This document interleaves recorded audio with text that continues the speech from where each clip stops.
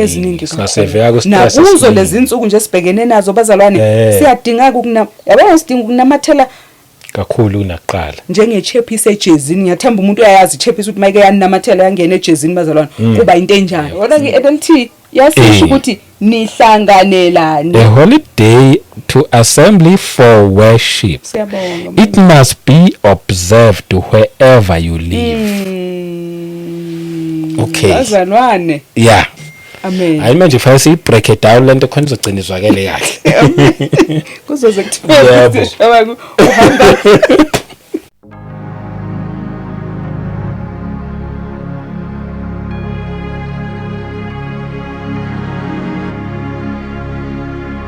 Welcome once again kwiKota 2 Media. Igama lami ngumduduzi ngwakashabangu. Asibingelele umoya ongcwele khona phakathi kwethu. Siphinde sibingelele futhi nabangcwele kwindawo zonke la kufinyelela khona le message yeKota 2 Media. Ngithi nje ungasashintshi ungasayindawo la ekhaya sikhuluma indaba ezimnandi, indaba ethinta umuntu kanye noNkulunkulu. Siphinde sinibonge ngokuthi na subscribe niyayikhulisa ichannel. Sanibonga nje kakhulu bazalwane. Ngama comments enamahle ngokulike ngama channel members nonke sanibonga ngayo konke nje support enivela ngayo nangemikhuleko sanibonga nje kakhulu inkosi ayinibusise inigcine ngendlela eyisimangaliso angingedwa ngino siswethu la esemthanda kakhulu sesimjwayele sesamazi maye khona sesazi nje futhi ukuthi uphethe message nje enhle futhi kakhulu. Sizoqhubeka lapho esasigcine khona maningakhumbula kuleya video leya yahamba yashiya endleleni sizoqhubeka lapho nje sahleli kwindaba yesabatha but before nje sekude kakhulu ake sikwamukele sisi umpume siyabonga kakhulu. Siyabonga Mr. Shabani sanibona. Yebo siyayibonga inkosi namhlanje sesiphinde sihlangana. Yes. Ngecebo lenkosi siyambonga kakhulu uNkulunkulu emuhle bazalwane sasigcinile emva kwesikhathi eside. Yes. Sagcina ukubonana kodwa sibonga ithuba futhi uNkulunkulu asinikeza lona lokuthi siqhubekeke kuwo lo mshikashika bazalwane ukwenza lokhu akhuluma ngakho yena. Yes. Ukuze kufezeke lokho kulicebo lakhe lokuthi ibandla likwazi ukumbuleleka ngezinto ezithize ezizoba usizo endleleni yebandla. Yebo. Siyambonga nje kakhulu uNkulunkulu ngiyabingelela kubabukeli beKota 2 Media egameni lenkosi yethu Jesu Kristu eindaweni zonke lapho bekhona ababukeli beKota 2 Media. Sisinompumelelo mazibe ukuthi nje sanibonani sanithanda kakhulu Jesu Kristu inkosi usabusa. Sibingelela ukukhona kaMoya oNgcwele phakathi kwethu okuyena msizi wethu okunguyena comfort esinikezelwe yena kodwa kakhulukazi okuyena uthisha wethu kuthiwe uyosifundisa konke aphinde asikhumbuze konke uKristu asifundise ngakho. Yebo. Nkosi musinibusise bazalwane siyathemba futhi ukuthi namhlanje inkosi sazosihola isifundise lokho efisa ukusifundisa kona noma ukusikhumbuza kona ngaye uMoya oNgcwele. Yes. Hayi siyabonga kakhulu. Asiqale la sagcina before sizoya kaNongoma. Amen. Siqale nje ngokubonga. Iyo role wayidlala lapha yasizwe ya kaNongoma kwakuwena phela organize transport. Abangamazi sisimpuma ebusiness transport uyelo. Kodwa organize kahle kakhulu yazi nje wayiphatha kahle wawenza umsebenzi wawenzisisa. Sakubonga nje ngalokho ngokuyiavela kwakho nje kulesi sikhathi lesi ya. Siyabonga Mr. Shabangu. Yebo. Sithi konke lokhu for the glory of our Father.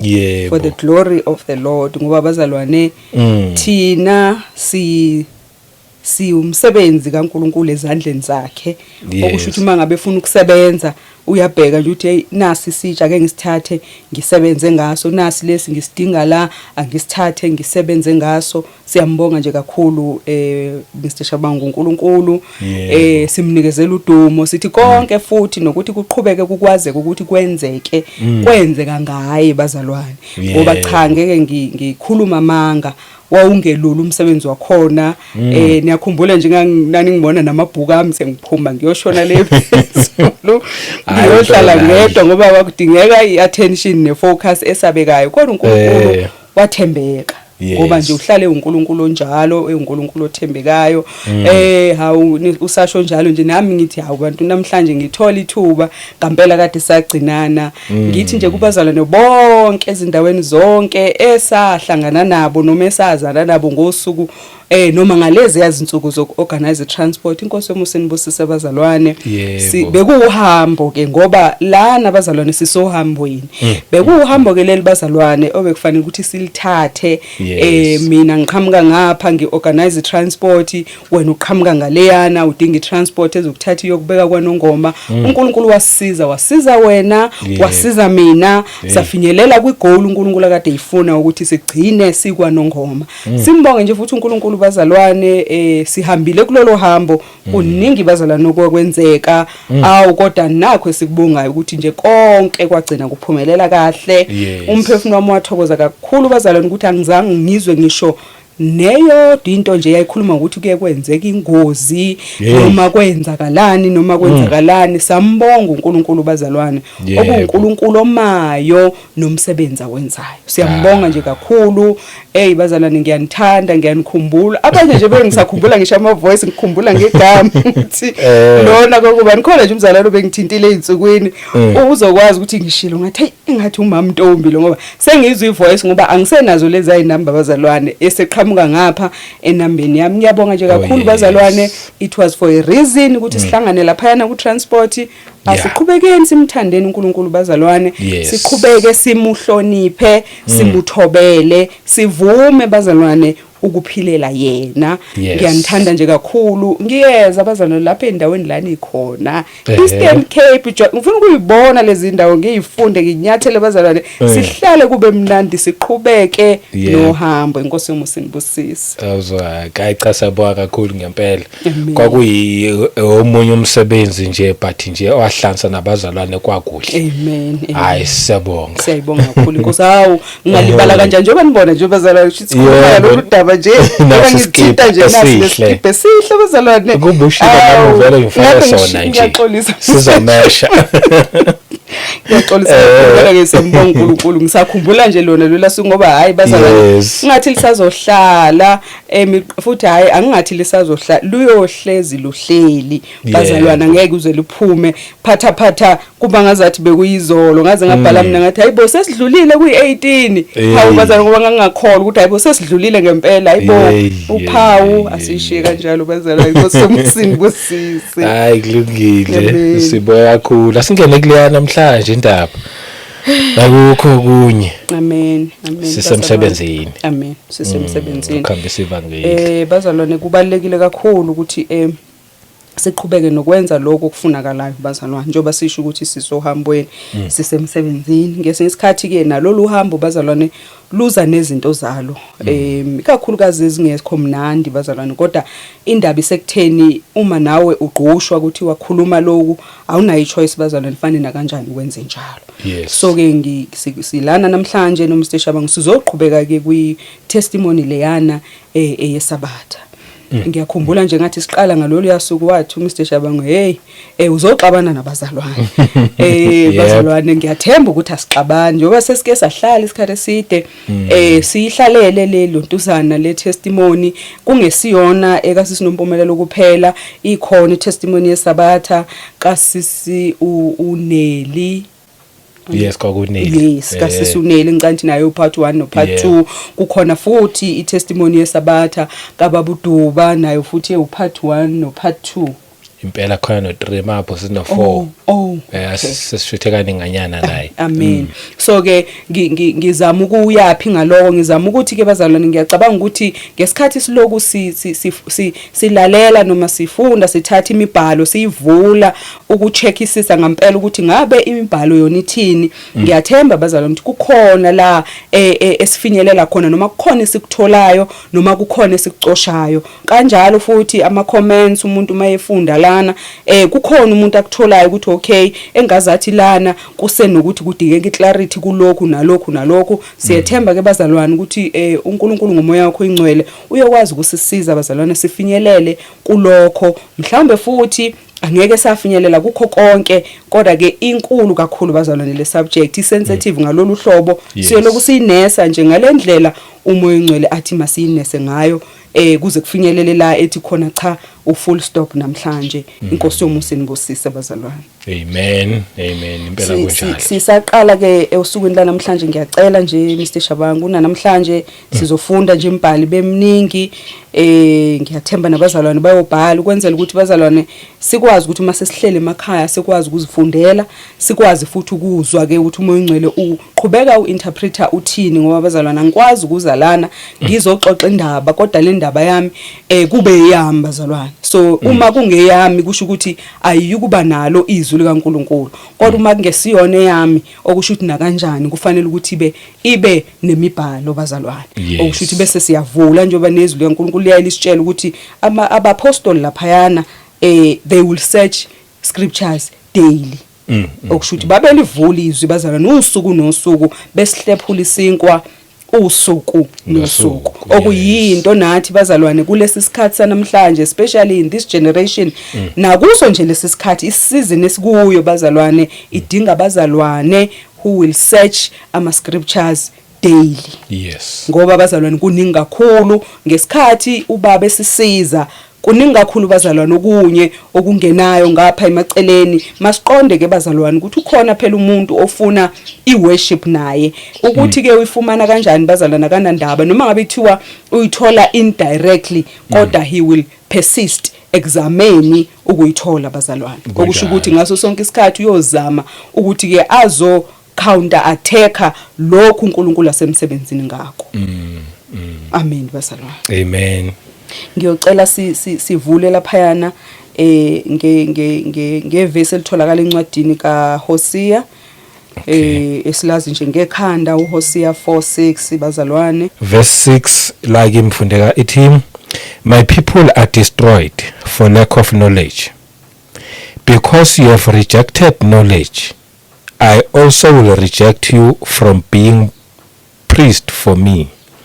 Because you have forgotten the law of your God, I also will forget your children. Amen. Amen. Siyabonga kakhulu Mr Shabangu, siyabonga. Yebo. Siyalazi ke bazalwane leli verse elihlala lisitshela ukuthi siyabhubha bazalwane ngenxa yokweswela ulwazi. Ayikho into ebalekile bazalwane njengolwazi ngento okuyo. Noma ngohambo okulo, noma ngomuntu oprofessor ukuthi uyamthanda. Okusho ukuthi ke bazalwane uNkulunkulu akathandi ke bazalwane ngihlale ngisho ukuthi akathandi sifele ekungazini kwethu. Kungakho uNkulunkulu uyazama ukuthi ngaso sonke isikhathi mayibona ukuthi engazathi kuyashoda ulwazini lwethu abese eqhamuka ukuthi azoselekelela bazalwane. So ke yiko kona lokhu nje esikudlulisayo kungesikho futhi nokuthi umuntu ufuna ukuthi akwenze lokhu ngoba kuqhamuka kuye, kodwa kwenze nje obadengisha ekuqaleni kuqhamuka kumnikazi wako ngendlela futhi bazalwane akwenza ngakho. Yebo. Inkosi sisize ke bazalwane silufune ulwazi. Singaleki ulwazini. Sizihluphe bazalwane ukulifuna ulwazi. Yebo. Ngiyaye ngibe nako futhi ukusho ukuthi ngokuhlala kule ndlela esihamba kuyona uyafunda ukuthi umzalwane osindisiwe akekho okay bazalwane bakhona akusibonke. Bakhona aba inquisitive, kodwa isikhathi esiningi bazalwane sizithola sibhubha ngenxa ukuthi we are not inquisitive enough. Asifunisisi bazalwane ukuze sizoqonda, ngoba uma sifuna ukuqonda kufanele sithi ukufunisisa, mhlawumbe kufanele sithi ukuthi dig deeper kancane ukuze sizokwazi ukuthi sibe nolwazi. Futhi ke uma sithi dig deeper asidig deep kwezinye izinto noma kwezinye indawo, kodwa siza khona ezwini likaNkuluNkulu ukuze sizofumana ke lolu lwazi bazalwane leli ubaba athi siyabhubha uma ngabe siliswele. Yes. Izinto eziningi bazalwane esidlula kuzona noma ezenzakalayo njengamanje kule generation nakuso lesisikhathi izinto othola ukuthi eziningi zazo not even eziningi zazo zonke bazalwane zikhona ezwini kaNkuluNkulu. It is just that they are hidden bazalwane in plain sight. Yebo. And isitha bazalwane simenga zathi siminyile ukuthi bazalwane lo plain sight lo angaveli kithi noma singaqondi ngaye.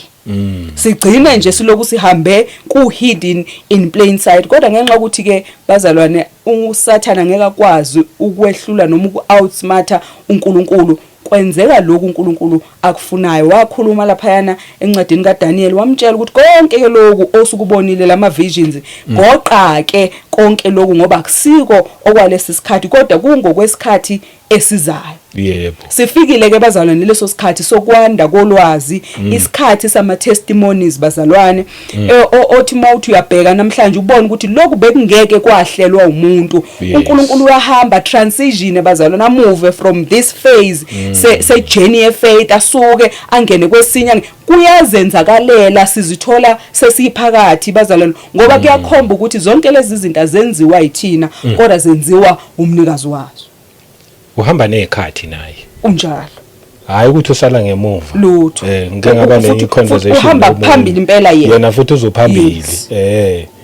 Hayi yithe uthi omunye hayi yithe siphambili. uNkulunkulu akekho nje thina lapha esikhona ngithi hayi. Umenza ngathi ikhehla elidala ukuthi makuthiwa na intuthuko kagesi athi asufuna ugesi umenza umuntu onjalo uphambili way ahead futhi way ahead and uyofana ukuthi ngaso sonke isikhathi ngampela senze sure ukuthi kwenzeka kanjalo ngoba ukuthi sesiyagijima bazalwane sesintaze phambili engekho yena bazalwane isishaya ngesixhosa kuthiwa sibhudile so bese sibhudile ke impela bazalwane so ke uNkulunkulu asisize nje sihambe silandele yena impela silandela yena ngoba zonke izinto ezenzakalayo bazalwane zahlelwa sizithola sesifalla into place nje thina sizitshela ukuthi mhlambe ngabe izinto esizithola manje noma eziyisurprise kuNkulunkulu noma ezinjani cha bazalwane asiyona wakuhlela kudala kuphi khona emaphakadeni konke every little detail njengoba injalo okwethu ukwenza sure ukuthi ke sisebenzisana naye. Yes, we need to make sure ukuthi asimshiyi asihambi ngisho Mr. Shabangu nangama gifts uNkulunkulu asinikezele wona kodwa sihamba ngokuthi umoya ongcwele esinikezelwe yena ukuthi asikhumbuze konke asifundise konke ngabe sisamlalela yini uma esilungisa siyamlalela yini uma esibuyisa siyamlungisa asigcini sifuna ukumthulisa noma sigcine sifuna ukumtshela ukuthi no kuzokwenzeka ngalolu hlobo kuzokwenzeka ngalolu hlobo silindela kuye ngaso sonke isikhathi kunjalo.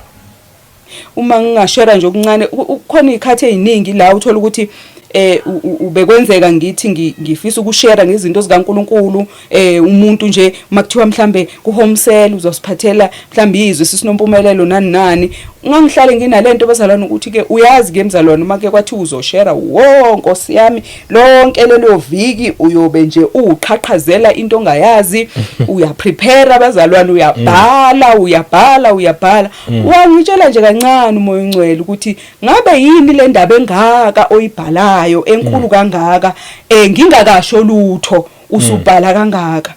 So ngaba ne confusion bazalwane to extent ukuthi kwaphuza isikhathi kwathatha isikhathi impela ukuthi ngigcine ngempela ngenze lento ayifunayo ngoba mina manje nginovalo phela ukuthi naku kufanele ukuthi ngiyokhuluma phambi kwabazalwane ngizofika ngithini athi aloke ishilo lento ukuthi khuleka ukhulekele izwi kimi mina ngizokupha izwi uma usulitholile ke izwi ngilinde kufika usuku lolo uvula umlomo ukhulumele izwi bese uyangidedela ngikhulume Yeah. ngoba mina ngiyazi ukuthi ngifuna ukuthini ngalolo suku kodwa njengoba ungibhalela nje kusho ukuthi wena owazi ukuthi ufisa ukuthini kulabantu yakubona ngiyathemba futhi ukuthi akuyozwakala ngoba ezinye zezinto umuntu engcwele uyasifundisa abazalwane azi ukuthi kuzoseva yipi purpose so kwethu bazalwane ukuqina ekutheni singamcimi bazalwane umoya engcwele umoya engcwele ufuna ukusebenza na on a daily basis bazalwane ngisho izintweni ezincane endlini bazalwane ubusiness izinto umoya engcwele ufuna ukusebenza nawe ulahla something ungasakhumbuli bazalwane ukuthi uyibekephi yes nangu lo muntu onikezwe yena kwathiwa uhelper wakho ngesikhathi ulana nje hawu umoya engcwele lesiyasipuni ngisibeke uzogcina udeveloper lokwazana noma le friendship yokuthi hawu moya engcwele ngisize bo hawu uyangibona impela ngiyadideka manje sengisanga na kanjani bazalwane he always come through for us hey uthi kahle uthi uma ongcwele akasebenze emasontweni kuphela lutho akasebenza ezizwini kuphela lutho usebenza nje empilweni yomzalwa uma ngabe nje wena wamukela inkosi uJesu Kristu as your Lord and Savior ushilo uKristu wathi akakushiyanga wedwa kodwa ukushiye nomoya engcwele yebo wathi ukushiye nomduduzi umoya engcwele ngingasasho Mr Shabana ngingasasho mina wathi ushiye uzoshiya no nomsizi bazalwane umsizi nekhansela bazalwane uyizwa nje bazalwane okusho ukuthi sine package nje yonke bazalwane yebo ngesikhathi ukhohliwe yena uyakhumbula ngesikhathi ungazi yena uyazi ngesikhathi une confusion ethize uyeza yena azoclearisha lapho une doubt ethizeni afike azoconfirm na akusidoubt yilo kufanele kube njena kufanele kube njena bazalwane hey yebo so siphelele bazalwane yabona masonjalo kuyajika lento awusabi umsonti uphila noNkulunkulu amen every day noma usendlini usemsebenzi akukho bazalwane njengoba kuthiwa uhelper akakusize esontweni bazalwane ukuthi nje hayi mangcwele hayi ayasiza lapha each and every part second yeah what akukho la ngekho khona bazalwane asikho isikhathi la ethi nje umoya engcwele hayi ukusebenza kwami kumile njengamanje noma ngikupause noma ngisayi breaking noma kunjani lutho bazalwane yebo uhleze khona yo yeah wadlulisa imessage ebaleke kakhulu usemotweni ugibele eTexini ulapho bazalwane na la kukhona khona wena naye ukhona yebo uyadideka mhlambe lapha eTexini moya engcwele ngikhuluma akuchaza asikhulumi kanje mhlambe amaTexini bazalwane kwenzeka nayi noma yini kukhulumeka ngeindlela ezithize mhlambe usushodisa ushintshi mhlambe usuwenzani mhlambe amapassenger emuva abanye lapha yana asekhuluma mhlambe ngendlela engekho mnandi awujiki ukuthi hey ningazongibhedela mina uma ngicela nje uyazi nje thina asikhulumi kanje ngoba kwesisikhathi bazalwane umuntu uyathanda ukuvuka ukhona phela bazalwane umuntu ukhona unompumelelo ukhona unompumelelo uyafuna ngesinye isikhathi ukuthi usathane azomsiza ukuthi hey awukwazi nje ukubhedela nawe uyakwazi ukukhuluma akwazi ukuthi abese nje umoya engcwele cha not thina yebo asikhulumi kanjalo asenze usiza kwayo yonke into abazalwane sihlale sixoxa nabazalwane ukuthi ngesikhathi uzuthi noma usuyibhalile imessage usuthi uyayithumela mhlambe ususho kahle ukuthi waze wangangiphatha kahle waze futhi kungcono ukuthi waze wangangiphatha kahle ngoba ngempela uma ngabe ungaphathekanga kahle kuhle bazalwane ukuthi usho kodwa utsho ukuthi ukhuluma into ukuthi nje awuwaze wangenza ukuthi amagama ungacabanga nje nawe umzalwane ukhini imagine ukuthi mhlambe imapha amagama ongabe ngiyawasho kodwa otholayo ukuthi ngempela uma engafika nakimi angeke ahlale kahle even though uthola ukuthi ngempela nalomuntu ofuna ukumbhalela imessage ngempela the person deserves lawo magama but athi umoya engcwele cha asikwenzi njalo ngoba uNkulunkulu wethu is always working with goal yokusenza sibe ngama representatives ombuso kaNkulunkulu kunjalo impela ngoba uKristu uqobo lwakhe naye yileyo mpilo ayiphila abazalwane ngiyacabanga ukuthi kube kuthiwa wayetha wakhumbula nje uKristu ukuthi kune commission he had to fulfill this yes le assignment kufanele ukuthi ayenze futhi ayenzisise bazalwane. Okuhlale fanele okufanele ukuthi kuhlale kuringa ke nakithi ukuthi there's an assignment.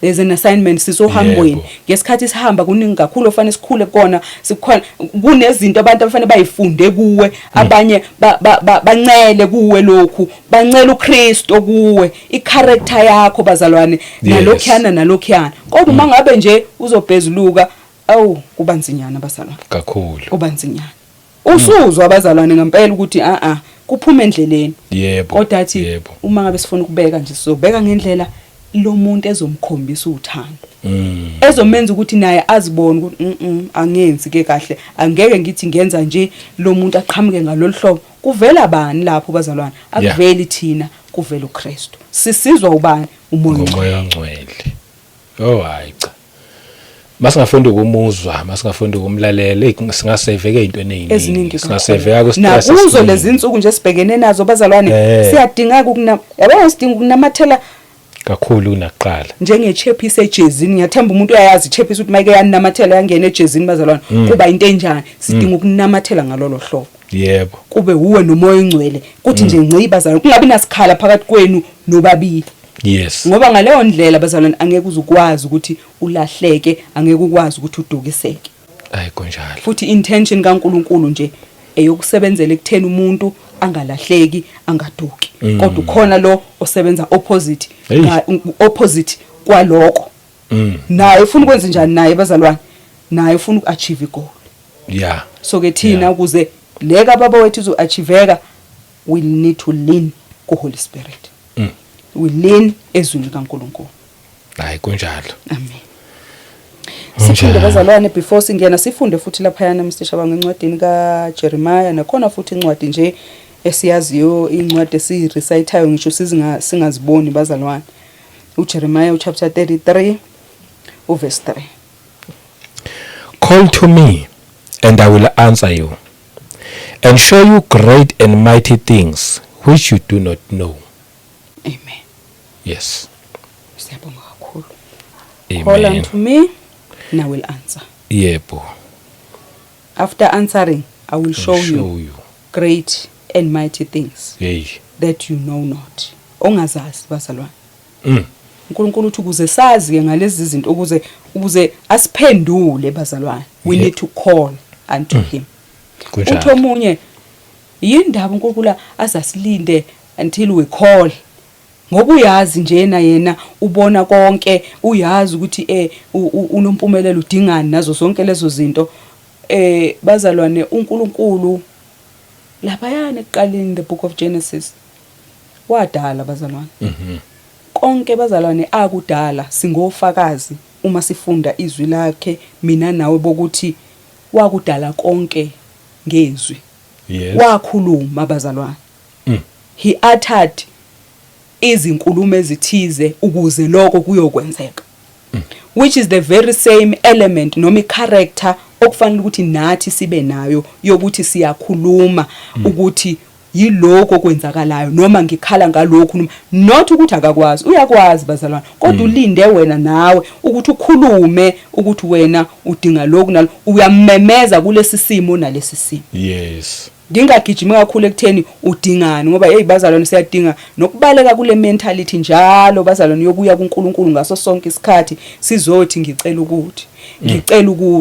ukuthi ngiyacabanga ukuthi nje bazalwane mhlambe kwenze kahle ngempela ukuthi physically singakwazi ukumbona ngoba ongiyacela ngazi ukuthi vele kahle bangakanani njengamanje ngiyafisa ukuthi mhlambe ngazathi kulesi sikhathi esingelule esidlula kusona manje sesihambile noNkulunkulu ngempela sanakho ukuqonda ezinye zezinto uNkulunkulu ke uNkulunkulu ongalingani nathi ondlela zakhe bazalwane ziphakeme yes ongeke ngempela utshela umuntu ukuthi uyabona nje mina uNkulunkulu ngimazi wonke amasayidi akhe unje uNkulunkulu ngoba uma usuwenza njalo uvele nje aqhamuke ngenye indlela athi nje ngifuna ukumkhombisa ukuthi kahle angeke azakwazi ukuthi angiqonde yes kunjalo usuku nosuku sifunda okusha ngoNkulunkulu uvela ngenye indlela vela sivulela amanye ama page njengoba esho la kuyo lencwadi ukuthi izinto lezi esingazazi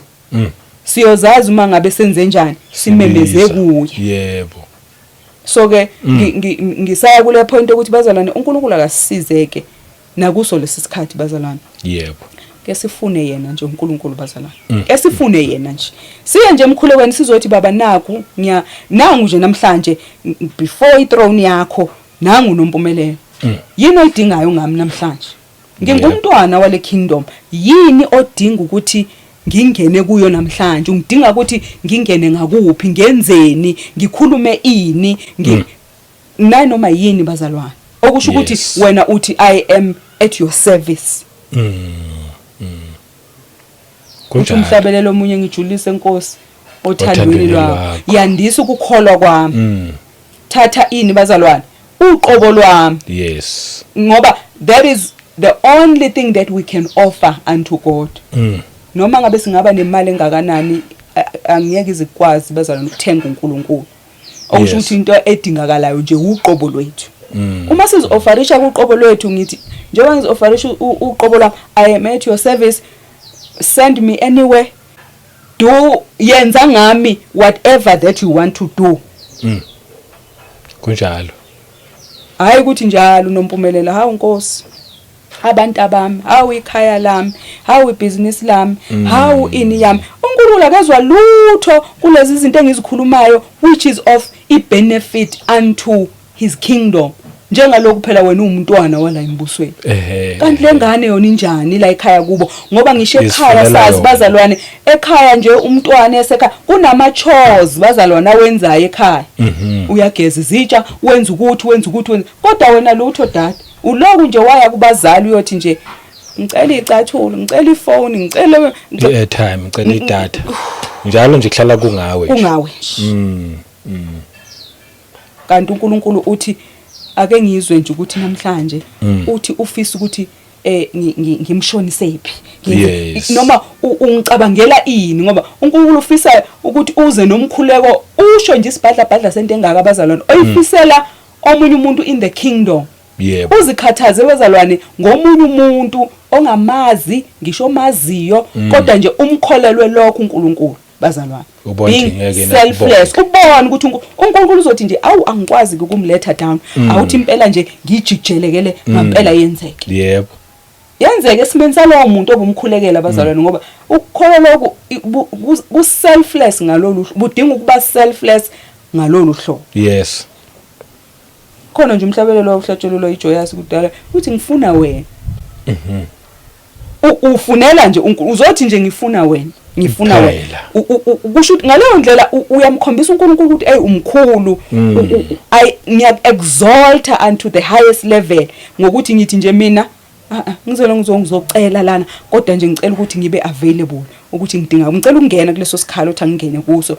How can I serve namhlanje? Ngingamthumela yini umuntu esimeni sami ngikwazi ukukuserva kanjalo nami ungithumele kumuntu ukuze ngikwazi ukwenzani ukukuserva. Serve, yes, kunjalo. Siyamethemba uNkulunkulu bazalwane ukuthi uyosiza siqonde ukuthi singabantwana la embusweni lithi izwi kaNkulunkulu we are heirs and partakers la embusweni kaNkulunkulu. Futhi mawunjalo ngempela iyakubonga. Amen. And mayese kubonga nawe uzobe surprised ukuthi yini ngoba mina ngenzeni kwasengathi mina usungithande kakhulu. Nkosi yami. Ngoba mina ngenzini kuphela konke kuphela kwa pride kwa yonke into ngaleso sikhathi. Kanti ngesikhathi usayicelela wena kuvumbuka ipride. Mina mangimcelile ngiphendule. Kanti mawusebenzela umbuso ipride yaphuma kwena. Nkosi yami. Yabona? Kuloku nje kunemfihlo nje. Kuloku kuphakama uKristu nje eloku ephakamile nje phakamile. Yes. Simphilele. Yebo. Ngoba udinga abazomphilela Mr. Shaw. Udinga abazomphilela. Yeah. Ngoba mangake yathi nje gala kadlala hayi okusho ukuthi nje singahlala siveva nje ngoba phela isho kahlizwe uNkulunkulu ukuthi ayekumbona uNkulunkulu bese uyaphila. So kudinga ukuthi ke mphilele ushonele omunye angenela esikhaleni anakekela khulekela bazalwane sibizelwe konke nje la kulombuso bakithi umuntu wangena kwenye subject ebeyokhuluma nge subject impela ngiyabona ukuthi sesingene kwenye subject impela mhlawumbe kumele kodwa siyikhulume le party esikhuluma ngayo. Amen. Umoya ongcweleke loyo bazalwane. Asazi nokuthi kube kukhona ukuthi siyongena ngalolu hlobo kodwa uyena bazalwane ngoba ufuna ukuzenzela. Bengisathi ngichaza le yanto ukuthi athi ngizokhuluma mina ngiyazi ukuthi ngifuna ukuthini ngoba the reason why azi ukuthi ufuna ukuthini ngoba uyazi ukuthi khona lo muntu afuna ukumreach abazalwane. Kodwa uma ngabe mina sengiprepare something angimazi kwalowo muntu yabona ke uzogcina engarichekanga kwalowo muntu bazalwane ngoba ngizokhuluma kwabani okuhamba bazalwane. Kunjalo. Inkosi umusisize bazalwane. Siyaqhubeka ke bazalwane nendaba yelontuzana yesabatha. Amen. Ukuqala nje mhlambe ngingaqala lapha yana bazalwane encwadini kaExodus Mr. Shabangu uchapter 31 uverse 16. Isizathu esenza ukuthi ngiqala lana as much as singaqali siqhubeka kumsebenzi wasewenziwe ngaphambilini. Kodwa ngizofunda lesi scripture angikhumbula ukuthi sasifunda yini ku part 1. Kodwa lesi scripture sichaza ke bazalwane ukuthi ngabe lesi sivumelano noma le covenant kwakuyinto yesikhashana yini. Oh okay. Yebo. Amen. Ngicela ukuma nje lapho ngiyacela Mr. Shabangu ukuthi usifundele. Verse 16. Therefore the children of Israel shall keep the Sabbath to observe the Sabbath throughout their generations as a perpetual covenant. Isho kanjalo la kimi. Amen. Ngiyacela nje Mr. Shabangu ngicela siliphinde. Exodus 31 verse 16. Therefore the children of Israel shall keep the Sabbath to observe the Sabbath throughout their generations as a perpetual covenant. Amen. Amen. A perpetual covenant. Yes. In all their what, Mr. Shabangu? In all their generations. Amen. In all their generations. Uma sichaza nje bazalwane meaning ka perpetual. Lithi it is a never ending or changing. Okusho ukuthi leyo nto makufakwe leli gama lika perpetual kuleyo nto kusho ukuthi leyo nto it is never ending. Ayipheli, ayishintshi. Yes. Never ending or changing, occurring repeatedly. Okusho ukuthi lokhu isaqhubeka it occurs repeatedly njengoba isho in all their generations. Yes, generations. Yep. So frequent as to seem endless. Ku mathematics ngiyakhumbula ukuthi kwakhona igama elithiwa infinite. Usho ukuthi bazalwane ayifike esiphethweni lento. It continues, it is infinite and uninterrupted. Ayiphazamiseki. It's a perpetual. Ngiyalithanda leli gama elisetshenziswe kulesi scripture because lo perpetual yamchaza manje ukuthi konke lama generations akwa Israel uthi uNkulunkulu this covenant must be kept. Yebo. Infinitely so, repeatedly so. Uninterrupted. Kunjalo. For all the generations. Yo.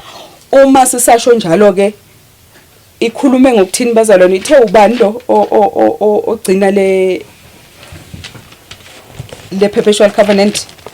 The children of Israel. Amen. Shall keep.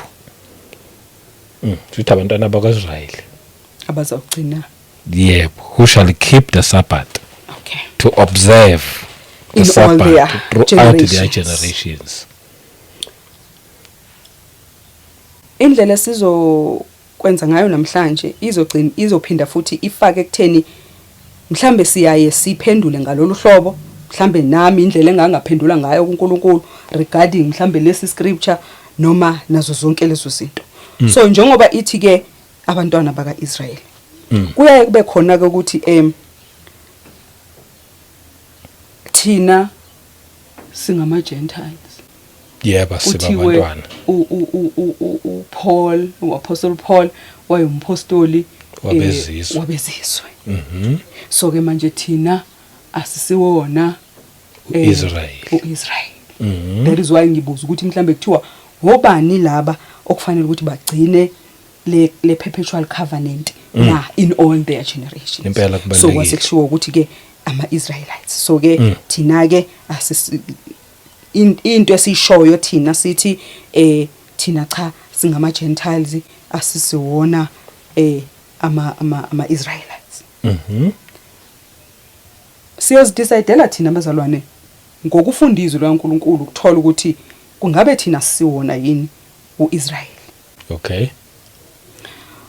True Israelites are Israelites by faith, not by nationality. Okay. uIsrael wangempela noma weqiniso. Yes. uIsraelite ngani ngokukholwa. Yebo. Not ngenationality. Ukusekela lokho ngicela sifunde Mr. Shabangu laphayana uRomans 11 verse 25. For I do not desire, brethren, that you should be ignorant of this mystery, lest you should be wise in your own opinion, that blindness in part has happened to Israel until the fullness of the Gentiles has come in. Okay. Until the fullness of the Gentiles has come in. Verse 25 lo Mr. Shabangu. Yes. Okay, ngicela siqhubekele ku verse 26. 26. And so all Israel will be saved, as it is written, the deliverer will come out of Zion, and he will turn away ungodliness from Jacob. 27. Amen. For this is my covenant with them, when I take away their sins. 28. Concerning the gospel, they are enemies for your sake, but concerning the election, they are beloved for the sake of the fathers. 29. For the gift and the calling of God are irrevocable. 30. For as you were once disobedient to God. Okay. Okay, for you were once disobedient to God, yet have now obtained mercy through their disobedience. 31. Even so, these also have now been disobedient, that through the mercy shown you, they also may obtain mercy. 32. For God has committed them all to disobedience, that he might have mercy on all. Amen. Amen. Okay. Ngicela sime lapho. Ichaza ngo-Israel ngesikhathi eba disobedient to ngesikhathi kuze kuvuleleka ama-Gentiles ukuthi nawo angene wahamba yoshunyayezwa ivangeli likaKristu nawo akwazi ukungena. Ngicela siye lapha kuRomans 2 mhlawumbe izophinda icace kakhulu. Ngicela uverse 28 no verse 29. Okay. 28. For he is not a Jew who is one outwardly, nor is circumcision that which is outward in the flesh. 29. But he is a Jew who is one inwardly, and circumcision is that of the heart, in the spirit, not in the letter, whose praise is not from men but from God. Amen. Aphana ku verse 28 no 29 kukhulunywa ngamaJews ama-Israelites. So kukhulunywa ke ngoIsrayeli ke la akhulunywa ngamaJews kuphela kodwa kukhulunywa ngoIsrael ukuthi akasiyena uIsrael ngani ngokuzalwa. Yebo. Kodwa uIsrael ngespirit noma ngokukholwa ngefaith. Yes. Yes. It is about faith, not in nationality. That is why lithi izwi lapha kaNkulunkulu encwadini kaMarku 2 verse 27 lithi okuye scripture esiyaye sisetshenziswe noma umuntu mayekhuluma ngaso akhulume ngaso ngalendaba engathi iunderstandeka ngenye indlela but esidinga uyiunderstanda lithi izwi kaNkulunkulu lapha yana uMark 2 verse 27 ngizomfunda khona la the Sabbath was made for men and not men for the Sabbath. Okusho ukuthi isabatha lakhandelwa umuntu for men not men for the Sabbath. Uma kuthi men bazalwane siyazi ukuthi kukhulunywa ngomen not as in gender but umeni uNkulunkulu ekhuluma nomuntu. Yebo. Owesilisa wesimanje. Muslim, not Jews, not any other nations, but what? All nations. It existed even before the Jews existed. Uma sisho njalo bazalwane, at creation uNkulunkulu into yesabatha bazalwane, as much as sibe sesikhuluma ukuthi Mount Sinai nakuphi kwenzeka lokho bazalwane, isabatha li exista from creation. Isabatha iyona nto ehlukanisa uNkulunkulu owumdali wezulu nomhlaba nawo wonke omunye uNkulunkulu okhona namhlanje. Okay. Because we have oNkulunkulu abayinqwaba abazalwana abakhona namhlanje, abakhonzwayo, abakhothamelwayo. Kodwa ke manje yini eyenza bazalwane i-distinctive difference manje ukuthi simhlukanisa kanjani lo God of creation nani bonke laba abanye oNkulunkulu bazalwane azange badale ba-create benze konke ngeinsuku eziyisithupha bese kwathi ngosuku lwesikhombisa base bathi ba-rest, and ufuna ukuthi nabantwana bakhe ba-rest from all their works. Ngekuzwa. So isabatha ke bazalwane la exista from the creation. That is why lithi the Sabbath was made for men, not men for Sabbath. Not umJuda, not noma yiphi enye nation, but all nations bazalwane, all nations. Oh, okay. So sizama ukuya lapha yana kuleyo ukuthi ama-Israelites yiwona okufanele ukuthi agcine isabatha ngoba thina asisiwona uIsraeli nazo zonke lezo zinto ayihambi kanjalo bazalwane. Kukhona la bazalwane sithi sifunda izwi kaNkulunkulu lisitshela ukuthi uEnoch walked with God and was no more.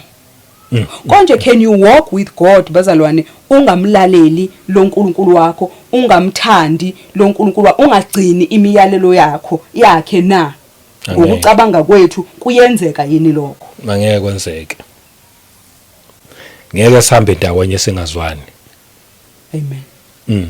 Okusho ukuthi uEnoch wayevumelana noNkulunkulu. Okusho ukuthi wayemlalela uNkulunkulu konke akushilo uNkulunkulu ukuthi agcine uEnoch wenze njani bazalwane?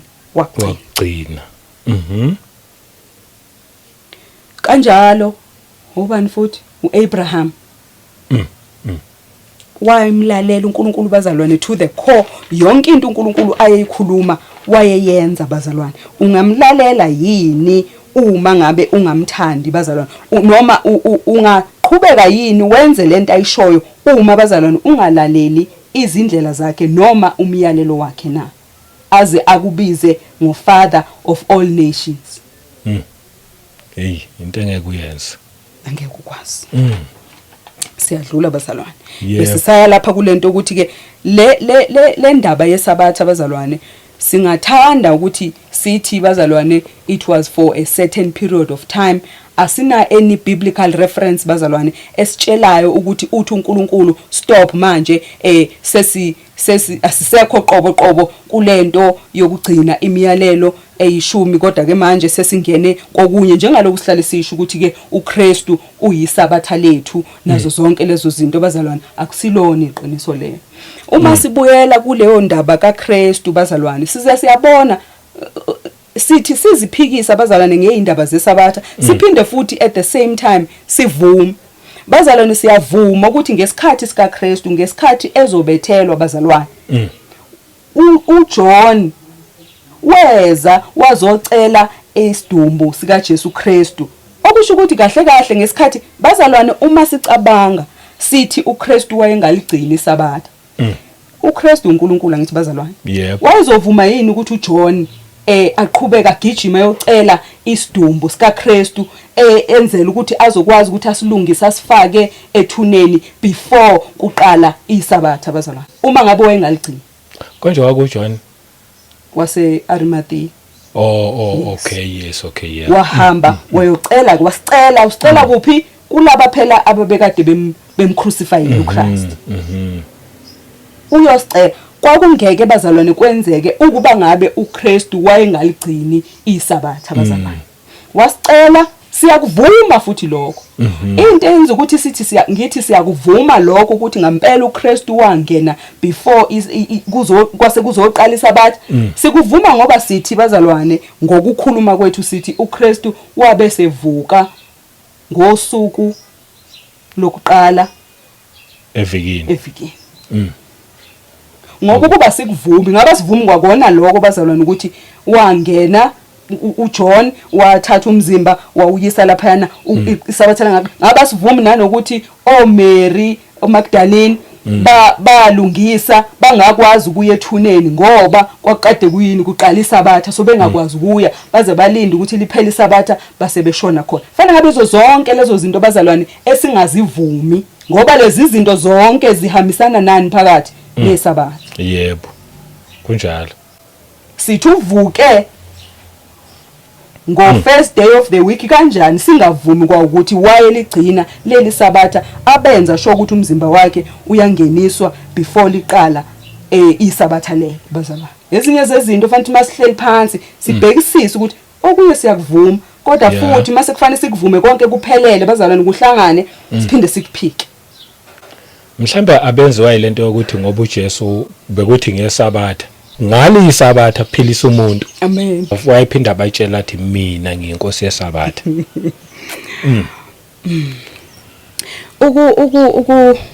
Ukuphendula lo mbuzo Mr Shabang muhle kakhulu lo mbuzo lo.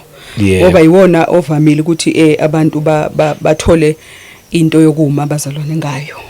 Ukuthi hayi uJesu Kristu azangaligcina isabatha nakho konke lokho. Ake siqale mhlambe la ekutheni wayiphilisa abantu ngesabatha. On a Sabbath, Mr. Shabangu, we are allowed to do good on a Sabbath. Okay. Ukwenza okuhle okukaNkulunkulu. Yebo. uNkulunkulu uthi uKristu ngelinye ilanga ungibizelani ngogood ngoba uNkulunkulu yedwa ogood. Okusho ukuthi ke ngesabatha sivumelekile ukwenza okuhle. Yini imisebenzi emihle? Iyini njengoba sithi uNkulunkulu uyena omuhle nowenza imisebenzi emihle. Yini imisebenzi emihle? uNkulunkulu uyasiza. He helps, he redeems, he saves. Mhlambe ngisasho into eyodwa. uNkulunkulu uyacomforta, uyapholisa. Yebo. Uyathanda, uyanakekela, uyarescueisha. Uyaprovide. Zonke lezo zinto lezi imisebenzi emihle kabani le kaNkulunkulu. Yes. Njengaloko ethi uLord of the Sabbath okusho ukuthi he lords over it. Ngeke ngayizama ukuyichaza na last time. He lords over the Sabbath because uyena olengamele okusho ukuthi ongaphezulu kwalo okusho ukuthi okuyena mnikazi uinstitutor angazi uma ngibeka kahle ile ndaba yesabatha. Sibuye ke manje sithi sizochaza ukuthi njoba sithi he saves, he rescues, he redeems, he loves, wenza uyaprovide zonke lezo zinto lezo.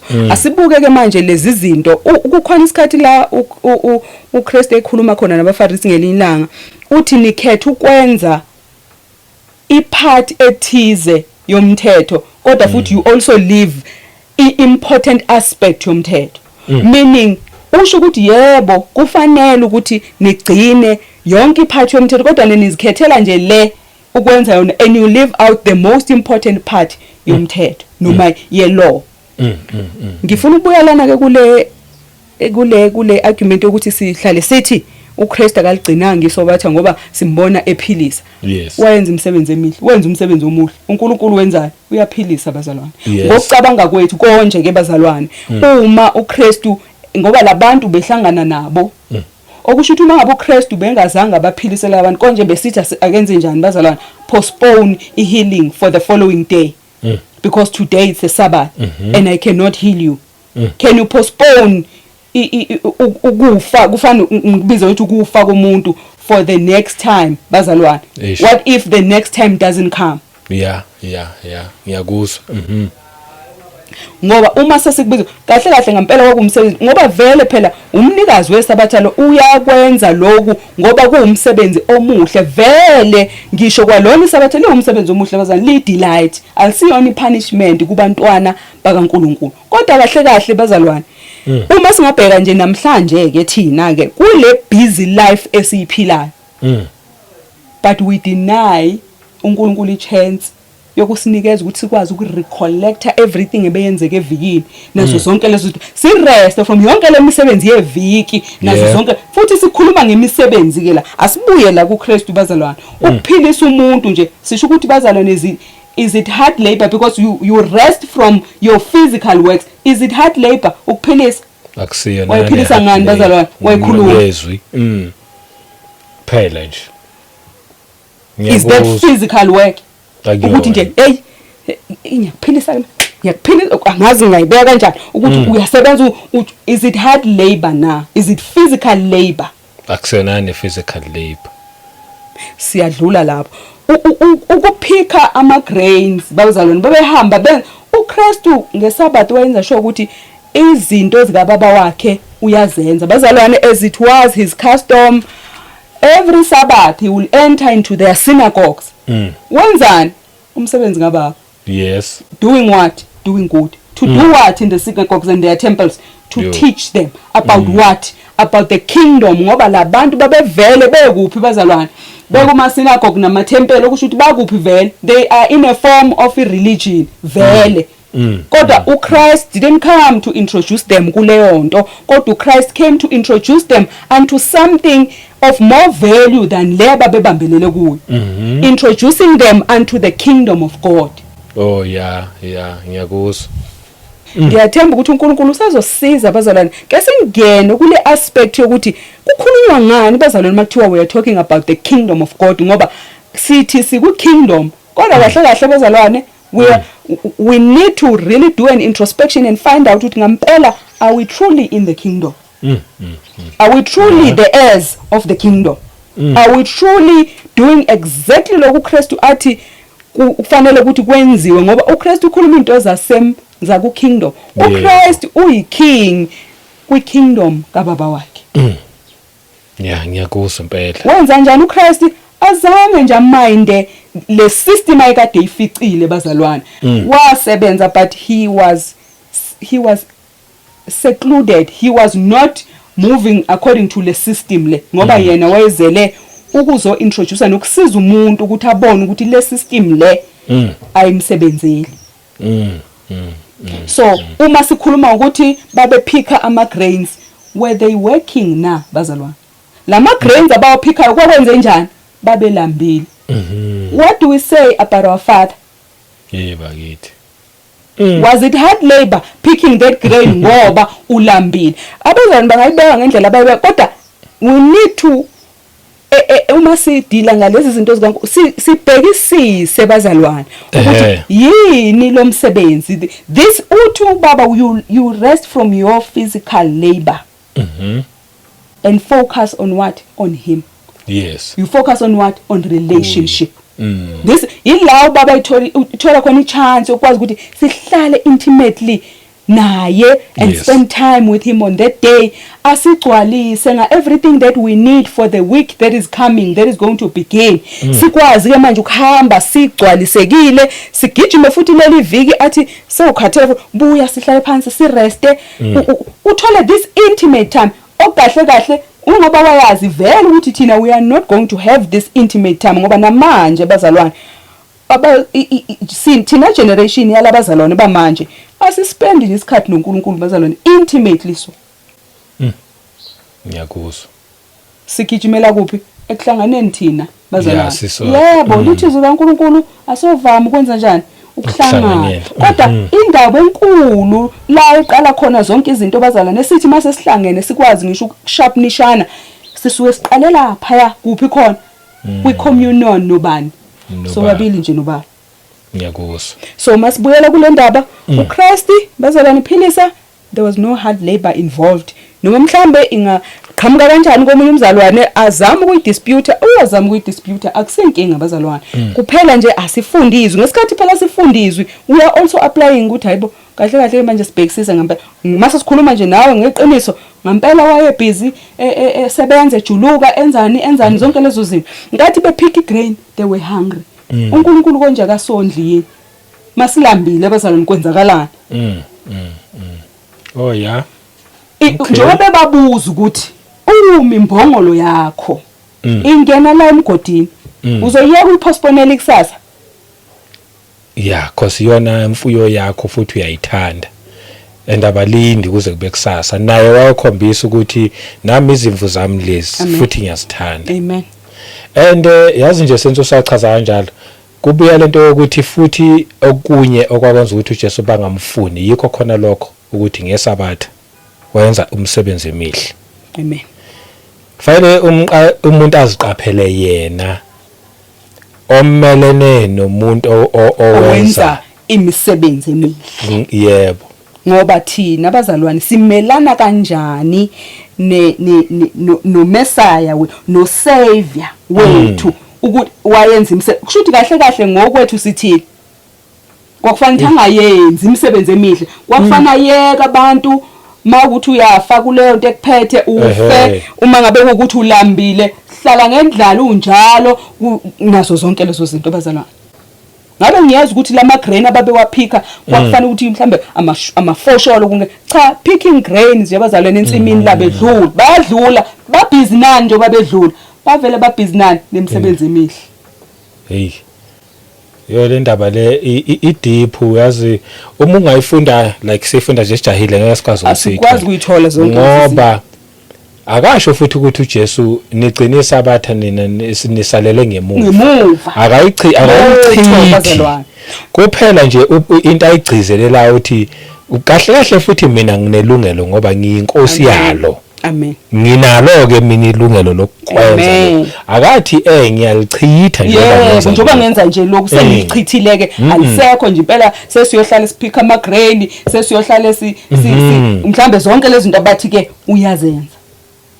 Nalapha yana ngesikhathi engena ngicabanga ukuthi futhi sakhuluma ngako kuleya part 1 ngesikhathi engena kuma synagogues engena emathempelini akukho nelulodwa la aye deliberator nabo ngalo isabatha ethi uyazi njengoba ngize lana nje phela ni busy nigcinana nosuku ongafanele ukuligcina nize lana ukuthi ngizothi hey phumane egcineni lolu suku alugci lutho ayikho into enjalo lithi izwayiwenze njalo wayebafundisa nje izinto zombuso ebatshela ukuthi uIsaiah waprofeta lokhu kanje nje kwenze nakho konke lokho akaze bazalwane athi bazalwane ngiyanincenga njalo njengoba ngiza la ngesabatha ngizonincenga ukuthi phumani egcineni isabatha alifuneka siligcini ngiliabolishile. Hayi cha kazange sididwa ilamazwi lawa nje athi ngiyinkosi yesabatha bese swa interpreter ngenye indlela kanjalo nale ethi the Sabbath was made for men. Si-interpreta ngenye indlela ngazi ukuthi kahle kahle angazi sifika kanjani kuleyo interpretation le enye engathi ya oppose engathi yaphikisa. Ngiyacabanga ukuthi kodwa siyamdinga umoya ongcwele nalapho ukuthi ngempela sithi ngesikhathi silifunda ulokubuyelela bizalwane ulokulalela umoya ongcwele lokulalela ubuyela uzugcina uthola ukuthi hayi man lento ayikhulumi lento engicabanga ukuthi iyayikhuluma. Ngiyakuzwa. Okay. Siqhubeke nayo. Besiya kuleyo ukuthi ke manje le perpetual covenant was it only for a certain group of people and not for the other group because siyazi kahle thina ama Gentiles ukuthi we are abantwana bakaNkulunkulu, we are the heirs and the partakers of the kingdom of God. Singabantwana bakaNkulunkulu sonke. Sathunyelwa umpostoli wama Gentiles ukuthi ahambe ayoshumayela ivangeli kuma Gentiles ukuze azawuphenduka nawo azokwazi ukuthi nawo attain uso kaNkulunkulu. And yazi nje futhi ukulewa part leyo siyazi futhi kahle ukuthi thina njengoba singabezizwe nje once saqala saphenduka spiritually siphenduka sibe uIsrael. Amen. Futhi sazi kahle ukuthi asizalo Abraham ngithi kodwa sazi kahle ukuthi once saqala nje saphenduka ubaba wethu Abraham lokho sikwazi kahle lo. Amen. And futhi siyazi ukuthi ngale kwi-Old Testament belibikezela okuzayo kusho ukuthi ishadow isithunzi sezinto ezizayo lokho ukuthi makukhulunywa ngoIsrael kusho ukuthi kukhulunywa ngabantwana bakaNkulunkulu makukhulunywa ngoGibhithe endaweni eziningi mawufunda nje ngeEgypt yabona ukuthi lichaza ukugqilazeka indawo yobugqila nayo yonke lento sakwazi konke lokho kodwa mase sesifika la bese sithi thina asu Israel thina kwakukhulunywa noIsrael kodwa futhi siyavuma ukuthi siwuye spiritual kodwa kanti siphinde futhi okay siyayivuma siphinde futhi senze njani sichithe futhi All right. sithi sivuma sihambe nayo phakathi nendawo lapha kube khona ulayini sithi hayi siyayi okusho ukuthi siyayivuma for this first part masifika ku the other part asivuma ngoba mangabe sithi thina kwakhulunywa nabantwana baIsrael okay ke namanje asibonaka abantwana baIsrael asivume nje ukuthi iBhayibheli imali ithi nje senu Israel nani ningenile nani nazo na craftwa in asivume ukuthi iBhayibheli linamanga asingina sabezizwe thina nje siyohlala siyabezizwe asiphendukanga makunjalo ukuthi we did not believe empilweni kaKristu ukuthi wafika wafa wavuka is sitting on the right hand of the Father. We don't believe that. Ngoba uma sino Jesu Kristu ngaphakathi kwethu, that is what we believe. And uma ngabe sa craftwa in then sokwenzwa Israel. Ilaphi indaba? Okay. Hayi ngiyakuzwa. Inkosi iyosisiza. Kukho konke inkosi iyosisiza. Into esiza nje ukulalela, mawulalela ungalaleleli ukuphikisa. Lalela ngoba ufuna ukuzwa ukuthi kuthiwani. Amen. Uzokwazi ukusizakala yabo nje nami ngisafunda mina bangayizwa nje sengisapota kangaka but angikulaleleli ukuthi ngifuna ukukuphikisa at the same time futhi angifuni ukuthi ngithi ngizovuma yonke into oyishoyo. Ngilalela ukuthi ngifuna ukuzwa ukuthi uthini. Khona nokuvukayo kumina njengoba lokho ukhuluma nje. But ke ngiyabona impela ukuthi hayi sofa ngiyezwa. Amen. Siyabonga inkosi bazalwane. Ithembekile. Iyasisiza kancane kungelula bazalwane. Ngiyathemba futhi abazalwane bayakhumbula ukuthi mina ngachaza kahle nje even isihloko se part le yokuqala sasho kahle ukuthi ngayil rejecta isabatha ngendlela eyisimanga. Up until ngabona ukuthi hayi awekho amahlathi okucasha. Iyakhomba lento umnikazi wayo lokhu nje uyayikhuluma lokhu ngithi ngiqhamuka nalokho aqhamuke nani ngithi ngiphuma ngapha angithole sengaphambili bese ngibona hayi cha ke ayikho le ndaba yami. Oh yeah. Amen.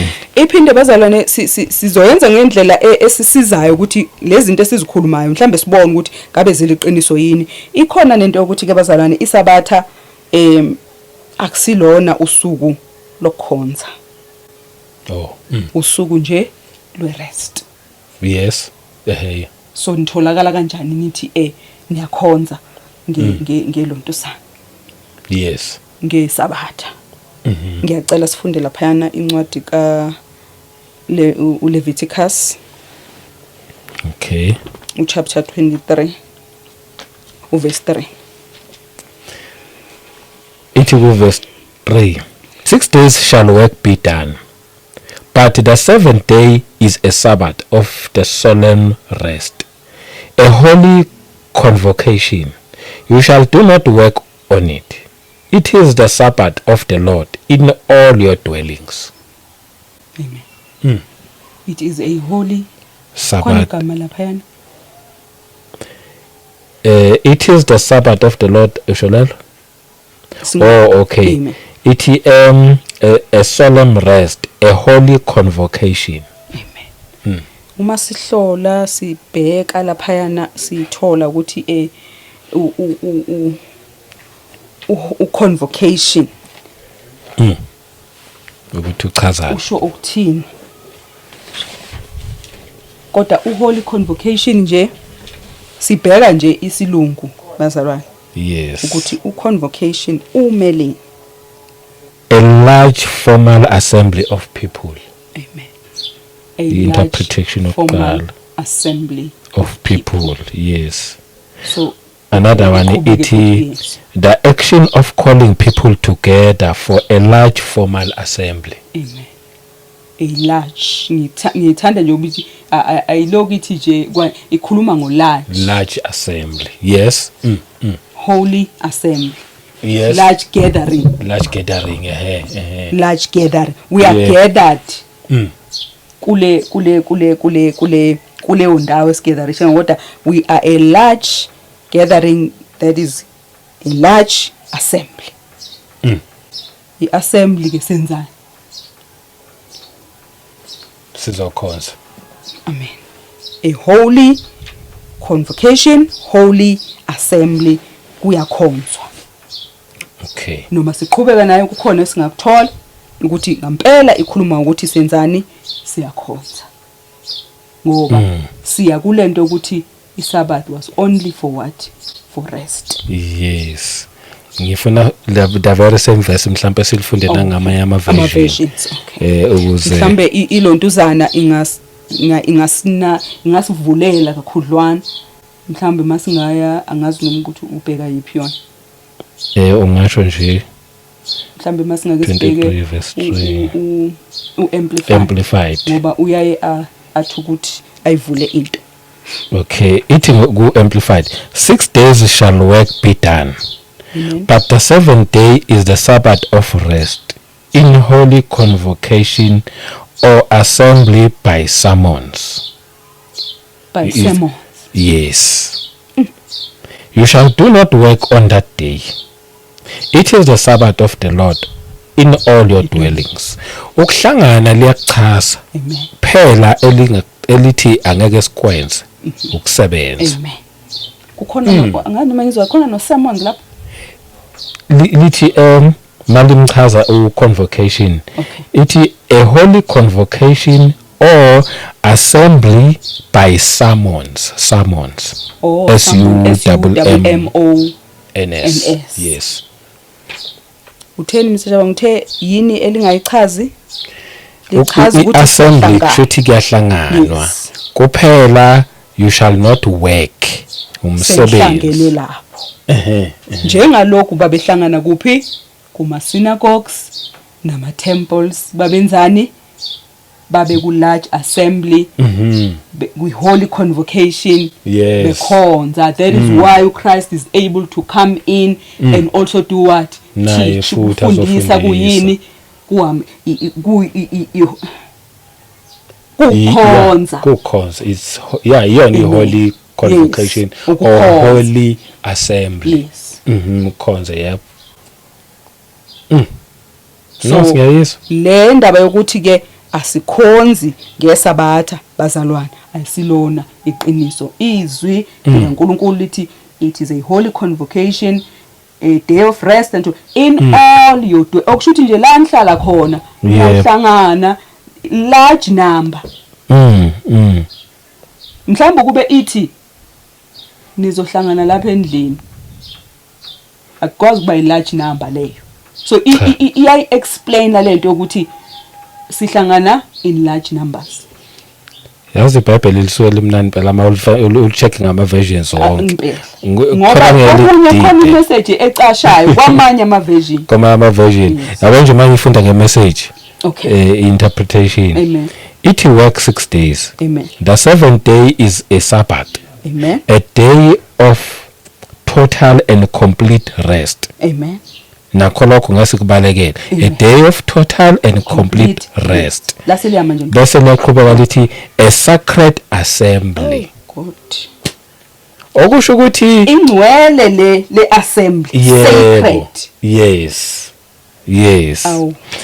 Bese ayiveza ke nalethi don't do any work. Yes. Wherever you live, it is a Sabbath to God. Should lokuhlangana lokhu okungcwele yena rest le. Yebo. Thina sazi rest yehlala endlini. Awuluntuzi. Uma idwelling yakho ngithi la uhlala khona. Uma kwenzeka usendlini awusebenzi lutho. Ungasebenzi. Muhambile waya ku large gathering. Oh, yep. It's a sacred one. Uyokhonza. Yebo. Kodwa nakhona lapha ku large gathering awusebenzi. Yonke indawo awusebenzi. Kodwa lapha ku holy convocation wena uzokhonza ngoba vele kukhonzeni vele ulotuza nobani nobaba wakho. Mhlambe siyayijampa ke leyo sigijimelele ukuthi you shall not work. Yebo, sigijimele kuleyo. Yazi yini indaba na? Ukuthi silidela kulento vele abaFarisi nabaSadusi ababebambelele kuyo Mr. Shabang. Yokuthi nje ukushuthi kahle omunye umuntu angazathi sona isandla siyasiphakamisa ngeSabbath ngoba awusazi uthi umuntu kukhona izinto ozibonayo ukuthi azisiwona umsebenzi. Let us say for an instance kunomuntu ogulayo uyahlanza abazalwane Uma ngisula bazalwane, is that work? It is not work ngoba ngiyenza into enhle ukwenzela ukuthi kungabi na danger manje lana. Lento ingasinukela ibe nama germs, ibe nazo zonke izinto. Omunye umuntu can slip and fall ngenxa yoku we are doing good. Asisebenzi lapho. Uma sithi siyasebenza we intentionally sithatha izitsha, sithela amanzi, sithatha indwangu, siyasebenza lapho, siwasha izitsha. Ngiyawasha, ngiya-ayina, kuningi singakukhuluma ngicenta igceke. For the last time sibheke i-New Living Translation ukuthi yona ithini. The very same verse Leviticus 23:3. Amen. You may work for 6 days each week, but on the seventh day all work must come to a complete stop. Amen. It is the Lord's Sabbath day of complete rest. Amen. A holy day to assembly for worship. Oh, Isho kanjalo NLT. NLT le. Yeah. Wona ngi-NLT yasisho ukuthi nihlanganelane. A holy day to assembly for worship. Siyabonga. It must be observed wherever you live. Okay. Bazalwane. Yeah. Amen. Hayi manje fanele siyibreak it down lento khona izogcina izwakele kahle. Kuzoze kuthiwe shabaku uhamba. Uma kusezweni ngihamba nakho. Amen. Siyabonga nje kakhulu bazalwane. uNkulunkulu ke masidedela yena uyazihambela nje bazalwane, azihambele. Nala ngathi kunemiba nethunzi nyani, shadow nyani, uyafika clearisha ikhanyise kungabe saba na shadow bazalwane. Siyambonga nje kakhulu. So okusho ukuthi noma bazalwane singathini kodwa siyayithola bazalwane ukuthi usuku lesabatha bazalwane usuku lokuhlanganyela, usuku lokukhonza. It is the day of rest from our physical labor, or it is a day of a holy convocation, holy assembly for worship. Kulezo indawo esihlala kuzo. Yebo. Size mhlambe kulento bazalwane umuntu athola imibuzo ukuthi ama kilometer mangaki. Ngiyacela ukuxolisa kakhulu bezalwane mina kuleyo party anginalo ulwazi ngaleyo party ukuthi amamayela ngakanani ungawahamba makuyisabatha mhlawumbe uya lapho endlini yokukhonza nazo zonke lezo zinto bazalwane. uNkulunkulu futhi asisize singagcini manje sesigcina nathi siphikitha ngalolu hlobo lokuthi siyogcina sifana nalabo abantu ababegcina bengathi bakhuluma indaba ukuthi uKristu akaligcini isabatha bazalwane. It is not a punishment ngoba sesingagcina sibona ngaza nje hayi ke impela makuthiwa nje ngiphuma lapha egate angeke kuthiwa uphuma egate kodwa kube kuthiwa kuzoba iholy assembly for worship ngoba amabandla awekho la emagate ethu bazalwane. Yebo kufanele uphume. Ufanele ukuphuma. Uye ebandleni. Amen. Oh. Okay. Ngoba mase kungazathi nje uthi nje nginibambe impela nje ngubhongwane ngithi nje so ke akusesi delight ke leyo. Sekungathi nathi manje nje nje ngifuna ukuthi nje nizwe ubunzima nobuchamba bazalwane. Uthi it is a delight. Amen. All right. Because omunye uzothi ya phela unisho kahle kwi-Old Testament sekunyuma manje nje injalo le nisho bebehlangana nge-Old Testament sekunyuma manje ole eyelozuzana yokuhlangana njengoba sikhulumile nje ekuqaleni bese sivele sesi-answerisha neminye imibuzo ezoqhamuka uma sithi it's a perpetual saphinde sasho ukuthi uIsrael singena phakathi. Oh okay. Lokho nje sekuvele kwasifaka phakathi. Ngoba ugraft kwethu in kukhulunywa lapha kwi-New Testament in the book of Romans. Yes. Amen. Umpostoli wama Gentiles kukhulunywa ngaye lapha. Owayekade persecutor ibandla likaNkulunkulu. Yebo. Usaul he. Amen. Bese sizochaza ke bazalwane ikhona futhi nalento ukuthi ke ahlukahlukene ama Sabbaths. Okay, yebo. Kukhona sengicishe ngathi khona i-daily, kukhona i-weekly Sabbath. Okay. Lena nje esihlale siba nayo from 6 p.m. njalo ngeviki from 6 p.m. on Friday iziyophela ngo 6 p.m. Saturday. That is a weekly Sabbath. Okay. Every week. Yep. the 7th day of each and every week. Yes. Sibe amanye ama-Sabbath anganoma u-3 masehlangene ne-weekly Sabbath. Enye it takes place in spring, kodwa ke okusho ukuthi singathi okay, uma sizokhuluma futhi nge-spring angibaleke kuleyo izosifaka inkingeni. Ngithi ikhalenda yethu nekhalenda kaNkulunkulu amakhalenda amabili angafani njengamanje siwasebenzisayo.